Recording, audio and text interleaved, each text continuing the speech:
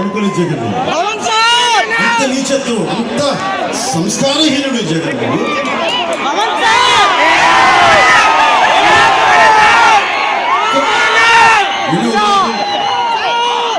కొద్ది రోజులుగా మీ అందరికీ తెలుసు, మధ్య మధ్య ఒకసారి కనిపించాలన్నా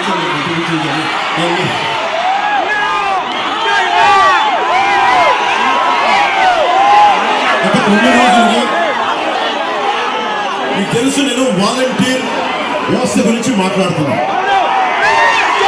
నేను నిజంగా చెప్తున్నాను, 2.5 లక్షల మంది వాలంటీర్లు నా సోదర సమానులు, నా అన్నదమ్ములు, నా అక్క చెల్లెలు, నా చెల్లెలు వాళ్ళు. ఏ రోజు కూడా నేను వారిని కొట్టాలనే ఉద్దేశం కాదు.